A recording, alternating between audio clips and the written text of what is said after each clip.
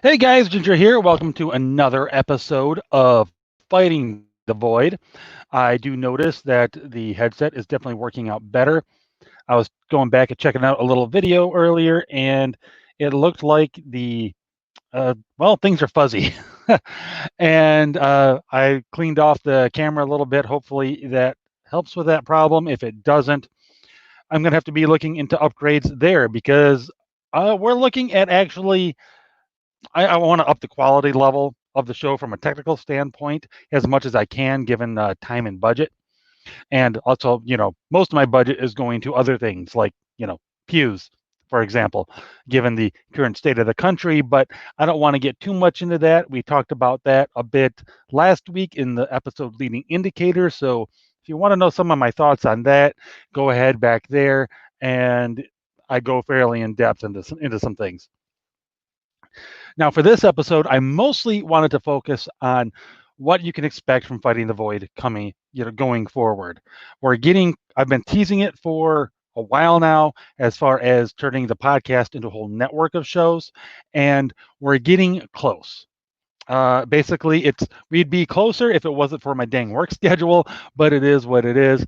And but a lot of the behind the scenes stuff is getting done, and within the next couple of weeks that'll start to wrap up a little bit, and then it's just a matter of being able to get onto that regular schedule that I definitely want to be able to deliver to you guys. And even though my working nights is almost done, in fact, this should be the last weekend before I get a bit of a pause. Then I'm out of town for a couple of weeks, and I'm not going to spend my weekends when I am home doing this. The wife and the kids they deserve a little bit of my undivided attention. So I won't be getting into the regularly scheduled interviews just yet. And then I've got a little bit of normal time and then some more crazy hours. So basically, look towards about Thanksgiving when things return to normal, and actually when we really make the full official launch of the network. The website will launch before that. It'll be kind of a quiet launch that, just so we can kind of work the kinks out of the system a little bit. And also maybe work on bringing in some more people behind the scenes and get some content and everything uploaded onto there before we do like a more formal launch. Um, Now, as far as shows, that's really the main part of this. Shows and blogs, I should say. Fighting the Void, the main show, will of course continue pretty much as is. The focus of it may develop a bit more of a narrow focus because a lot of the side things are going to be getting taken care of by other channels. To be honest, we're going to have Eric Blake at Hardboiled Entertainment or Hardboiled Films, with one of those two, on Twitter. He's been on the show a couple of times. He's going to be doing movie reviews for the most part, very in-depth analysis. You can. He did a whole. Goodness, he did a whole series of essays called "The Greatest Conservative Films" for a unfortunately now defunct website. But that is going to be coming back on Fighting the Void, and a little updated, probably some new ones. And also he's going to be doing some of his own content as well, and he's going to be doing his own YouTube channel as part of the network. We also have Pastor G, who's going to be doing Pastor G Takes on the Internet, which is basically he's a small town pastor, and that comes with a unique perspective on world events and also culture. And he's going to be hitting all of that. He's going to be kind of a broad range type of podcast that covers a lot of different things, much like Fighting the Void, um, but like I said, from a different perspective. Also, we're going to have Red at Warlike Fire over on Twitter, and she's going to be doing Blunt Talk, which, if you've been following for a while, you know that her and Crystal have done that show together for a while. It's going to be, at least for the time being, Red doing solo, and she's going to be doing a lot of different things with that, a lot of interviews, a lot of solo commentary, and I'm really looking forward to seeing how that is going to develop. On the strictly writing side of things, we're going to have Varric doing random history with the smiling demon, because that's his that's his profile pic on Twitter, and he's going to be writing articles based going in depth on various history things, from kind of the Roman Empire up to the Cold War. The first set of articles is going to deal with the Nuremberg trials, which, if you've ever wanted to know a lot about that, Varric is definitely up on it, and you can you'll be able to link to that through the upcoming website and learn as much as you want to learn, maybe even more. We're also going to have John praying at the bricks. He's I've had him on the show as well in the past. He does a ministry raising autism awareness, and he builds Lego churches and everything, and kind of takes them around his local area. And he also is going to be doing things on disability, inspirational stories, and that sort of thing, just to help kind of just to bring something different, something that you don't normally see on these networks that tend to mostly talk about politics and certain segments of culture. And it also is going to help contribute. Varric and Eric especially are going to be helping not just counter the left-wing narrative that's out there. They're going to also be proposing a right-wing way of looking at things, a right-wing perspective, a right-wing narrative, if you want to use those terms. It's going to, because that's something that the right doesn't do enough of. We spend too much time reacting to whatever the left does, as opposed to actually talking about things affirmatively on our own. As opposed, we don't just, like I said, too much time reacting, not enough time countering, and not enough time just going, this is us. This is what we believe. This is how we see the world. This is why we think it works. We don't do enough affirmative media on our own, and that needs to change. And that's something that Fighting the Void is really trying to do, to push back on, like I said before, on the void, on the nihilism, on the disintegrationists that have frankly got society on the brink. So that's just some of the stuff that you can look forward to in the very near future. Crystal has been working on some design things and tech support stuff behind the scenes. So we definitely, I definitely thank her for all the hard work she's doing there. It has made my life a lot easier than it otherwise would be. Oh my gosh, I can't believe I almost forgot David Borman. He's going to be doing, I forget the name of the show, I'm sorry, Off Track or Off the Rails. Basically, how we started to shift in this massive left-wing direction that we're currently on. How we went from being more or less, frankly, centrist, probably center-right culture and society and government even, to basically teetering on the edge of a full-on embrace of socialism. He's going to be going through and really delving into how we got from there to here. And we're going to have a few other contributors. I'm currently in talks working with people to figure out, to work on things that they could or could not contribute. We're looking at getting some basic, like, health and wellness stuff and things about the food and health industry that, again, are things that are largely lacking. I was just speaking with somebody yesterday morning who's going to provide some essays from kind of across the pond about what's going on and everything over on the other side of the Atlantic. And I'm going to be working on developing more of that as well in the near future. No, there's no timeline on that just yet, but I'll I would say look for it. So look for some of that to start to come through by the end of the year. And I'm definitely looking forward to seeing it myself, because I know that there's a whole bunch of shenanigans going on over in Europe as well, and definitely in Australia. And so like I said, I'm looking forward to seeing the perspective of someone who's having to live over there and getting it in depth. What else have we got going on? Well, that's kind of the main preview of what's coming from Fighting the Void. You'll be seeing a few more things, some video previews of from the different individual channels that are going to be coming. That's in the works. Oh my God, I forgot another one. I can't believe it. Sorry, Mr. Sutherland, Daniel. I'm sorry, man. He's going to be also doing reviews, a lot of gear and gun reviews, and also some movie reviews and everything too, when he so feels the need. And he's going. His stuff will be coming a little bit later because the dude just got married. So congratulations there, Mr. and Mrs. Sutherland. That is a pretty awesome stuff there. So we've got a number of shows that are going to be coming your way. Like I said, the main Fighting the Void show is going to, once I can, is going to be back on a weekly schedule here by the end of next month.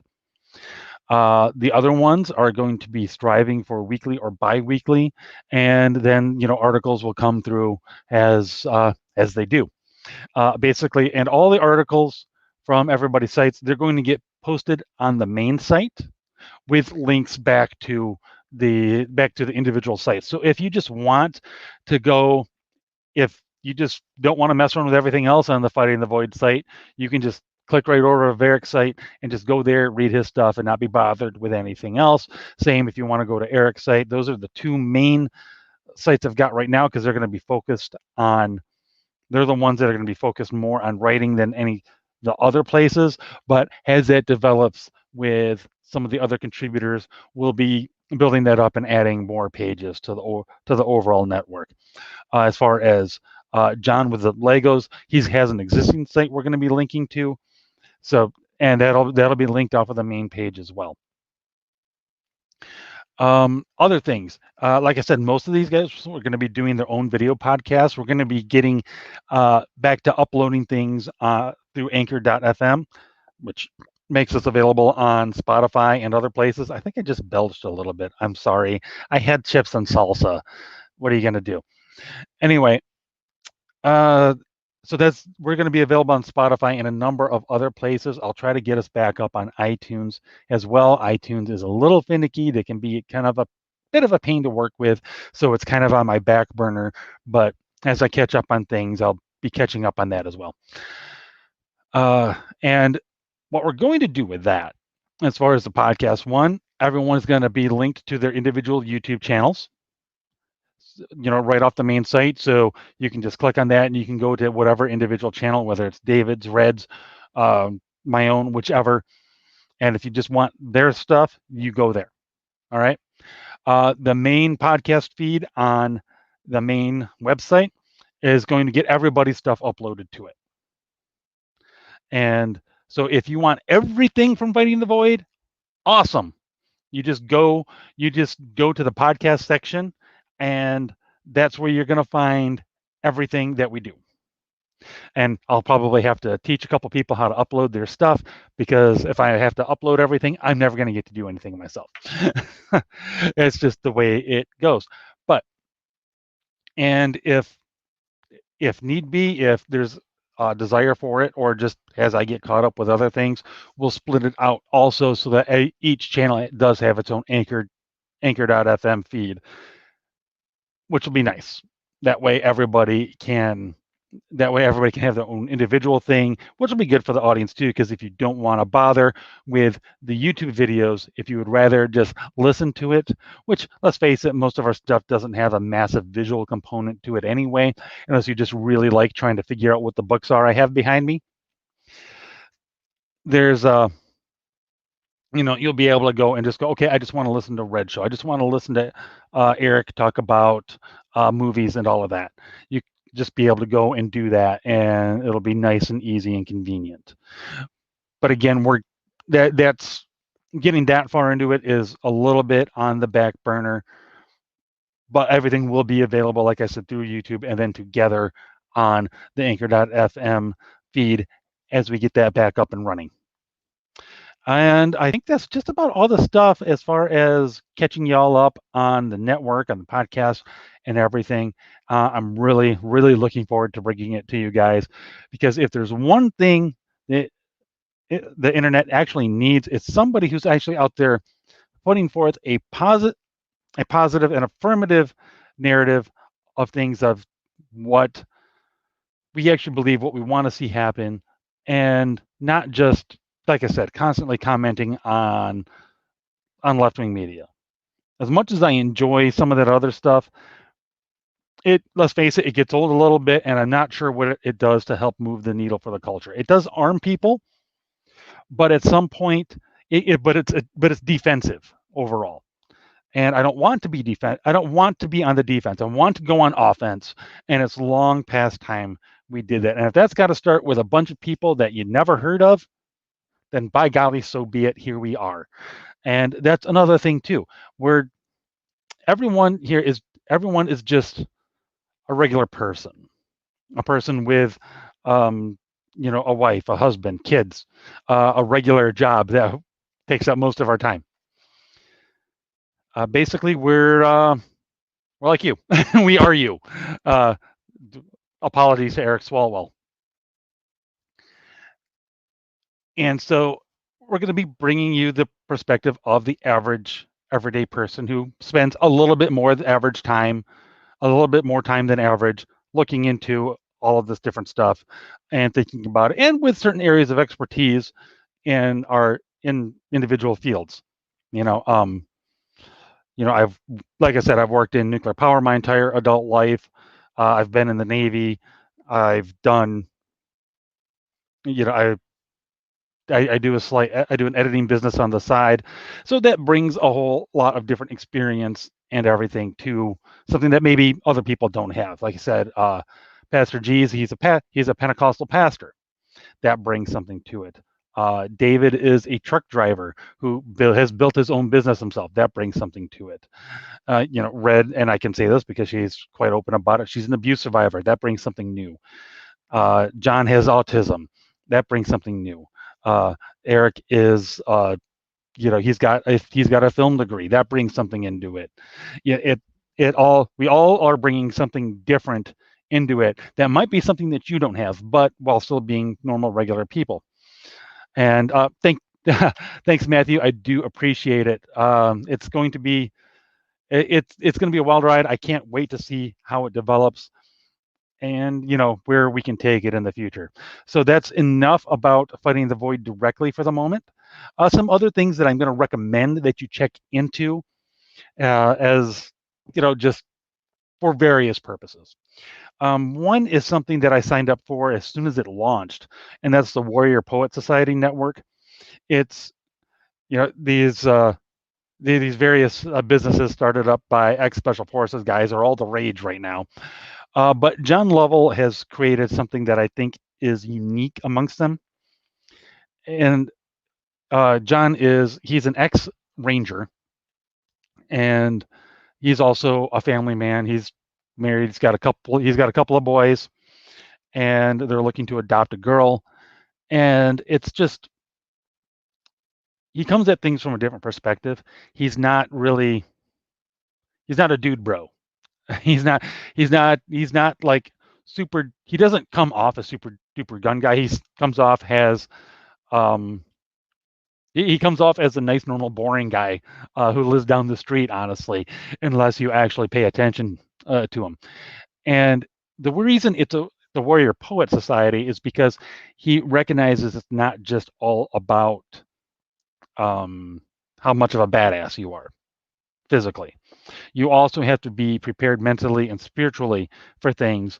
And so he'll spend time talking about just basic philosophy of life. He spends time talking about his faith. He spends time referencing philosophers. You've got an ex-Army Ranger mentioning St. Thomas Aquinas. It's pretty cool. And he's launched his own network that is, it's of course, it's got a lot of that philosophy stuff. Some of it is just fun. Other stuff is there is of course a lot of tactical training and everything. It's got pistol classes, rifle classes, And there's another part of the network does a lot of close quarters combat stuff, which I find very interesting, very helpful. I'm going to be integrating that with the training that I'm doing with my kids and everything as well. And yeah, just it's really cool. I like their outlook. I like what it looks like they're going to continue to bring to everything. So by all means, check them out. I know I'm not getting sponsored or anything. It's just something that I think is pretty cool, and people should check out. Along those same lines, Black Scout Survival. He's an ex-Green Beret. Does a lot of cultural commentary and everything, some product reviews, and also he just put out a new fitness program called Tactical Athlete that I am integrating. If you're at all familiar with doing like at-home workouts, you might know about Neela Ray or Derby. They're set up a lot like that, a lot of low equipment type of stuff. It's cool. I already started doing that with myself and my kids. Uh, Other things that I just personally recommend that I think are also important to kind of. I don't want to say being ready for whatever's coming because I don't want to get it into like it's a whole. This isn't the prepper episode. Again, that's kind of the previous episode. Something. Another YouTuber I follow, Brian Holdsworth, he's launching something. Now, this is kind of for just for the Catholics out there, but also if you're interested in what we do. He's launching something called the Reinforcements, which is just it's focused on Catholicism and trying to bolster up the faith a little bit, and for us to kind of work together and just kind of reinforce and sharpen each other's basically argumentative skills, and also help grow in our faith as well. I haven't joined that yet, but I'm probably going to. Other literature wise, if you because it can't all be serious all the time, right? Sometimes you got to let the hair down a little bit and just chill. Well, there's a small independent publisher called Silver Empire Publishing. I've had the head of it, Russell Newquist, on the show before.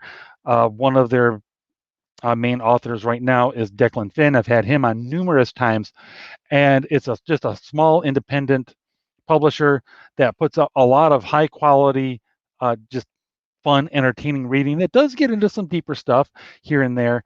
And they've got a book club. It's like $40 a year or something like that, and you, as part of that, you get at least a book a month, which is pretty awesome.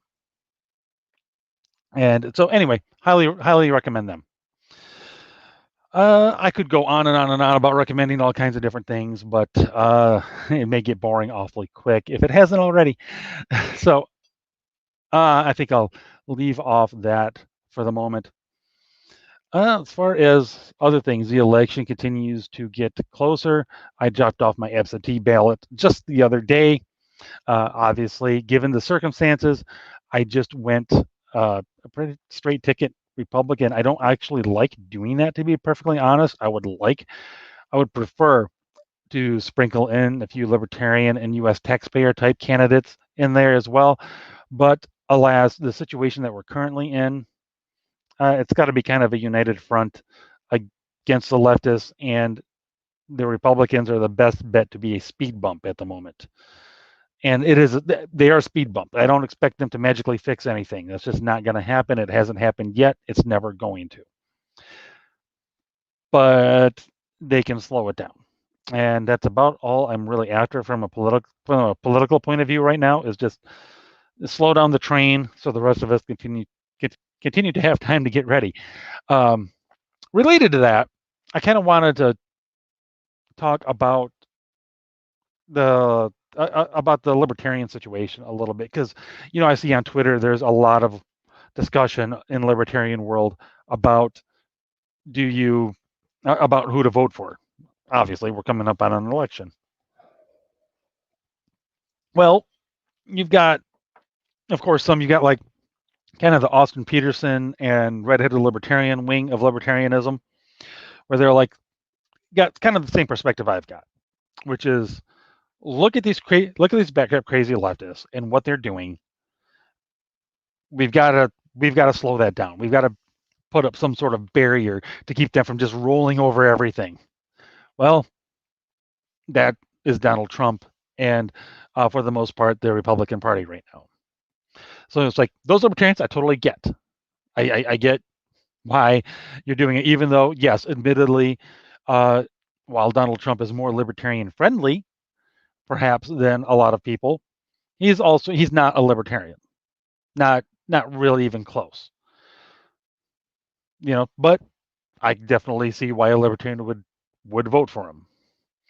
Now, then of course you've got the ones that are voting for Joe Jorgensen.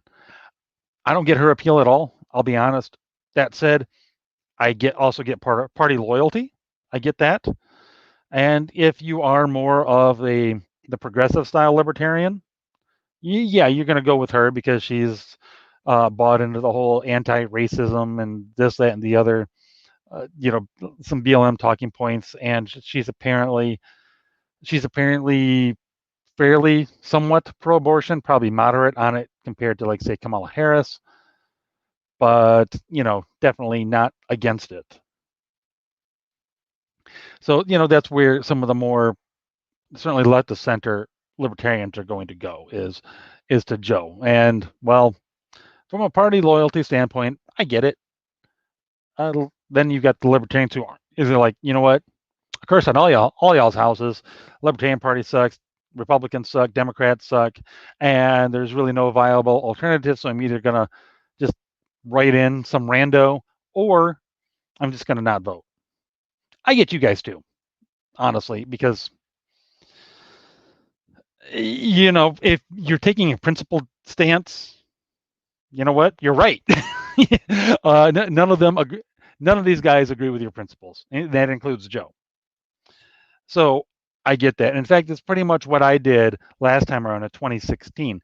I voted. I wrote in some rando for some rando party that I don't even remember what it was, to be perfectly honest.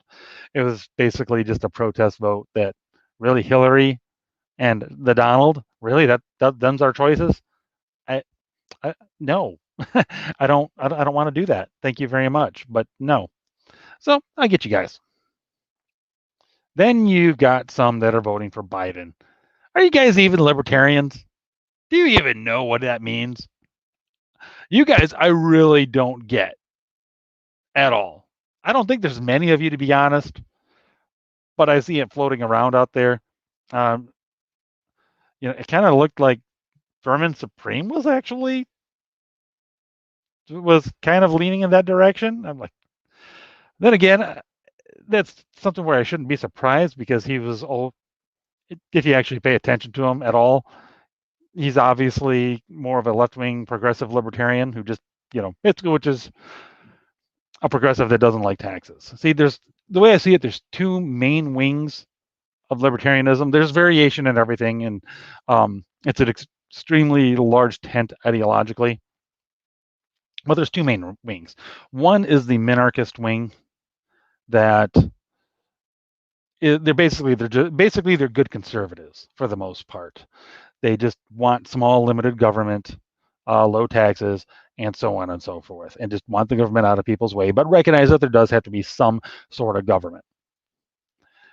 And I'm much more closer to that wing of libertarianism, small L, than any other part of it. That's for sure.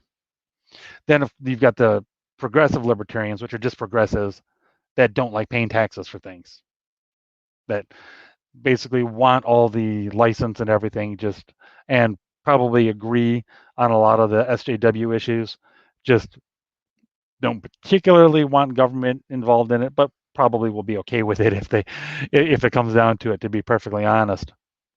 They just, yeah, basically they're the stereotypes where I just want my weed. Okay, there you go. And you are seeing interesting breakdowns along those lines as we get closer to the election. Like, some that I saw that I thought were kind of right of center. No, they're left of center. Basically, the only thing they're hard right on is Second Amendment, which, as far as I know, all libertarians are all for. But then again, you never know. Like I said, it's a big tent ideologically. So yeah, basically, I kind of get all of you, except for the ones voting for Biden, because I mean, really, the one who's going to put in all kinds of government policies and everything in place, and talking about forcing everybody to do, masks, vaccines, so on and so forth, is definitely going to go along with every SJW talking point that there is.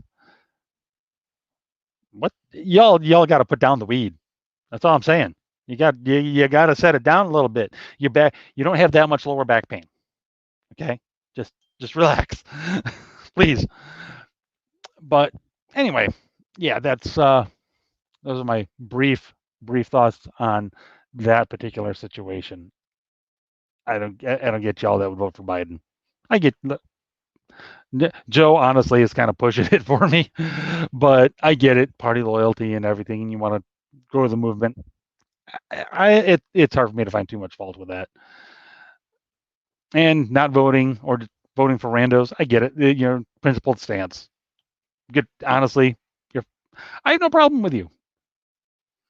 But and obviously, like I said, voting for Trump, hey, so am I. And that should be interesting. Now, of course, the question might be, who do I think is going to win in a couple of weeks here? I don't know. I really don't know, to be perfectly honest. My gut says Trump, but it's my gut. The data's kind of all over the place. Depends on where you look. Here in Michigan, Trump apparently is leading big time in early voting, which is highly unusual. Also, there are definitely more Trump than Biden signs around, so that's good. I don't know what the situation is on the other side of the state, though, because that's where the greater population is. That's where it tends to lean more left. So I don't necessarily take what I see around me as being 100% indicative of what's going to happen. Usually it's like, well, okay, that's nice. It's going to go well over here, but we don't determine everything either. That said, north of Newaygo and everything, from what I understand, it looks similar. Much more Trump support than Biden support, and probably more Trump support than last time as well. So again, we'll see. Could go either way, and it's going to be interesting no matter what happens. So again, get as ready as you can between now and then. Pray that no matter what happens, we don't get at each other's throat. Don't get at each other's throats. I've literally my rosary pretty much every day for the last many months has been that the COVID crazy will end, the lockdown crazy will end, and added to that lately has been that the different segments of our society will be able to reconcile in some way, so we don't go at each other's throats. Nobody wants that, but at the same time, be ready for it. As the cliche goes, pray as though it's all on God, but work/prepare as though it all depends on you. Because at the end of the day, we're the hands that God uses to get stuff done. So anyway, I think I'm going to leave it there for now, and I won't be back next. We'll see. I might do a show actually late next Sunday night after I get to my hotel room and everything, and then hopefully during the week I'm going to do some interviews and get those posted up. Once I get back to work tomorrow night, we should have a good idea of whether or not we really are going to be off of the schedule, and I am going to be going and doing my training next week. So once I have that confirmation, I'll start working on booking some guests and get that all settled out and everything so that we can get back to doing some interviews, and you don't just have to listen to me talk to the camera. All right. Well, hey, until then, don't get in any trouble. Pray, prepare, and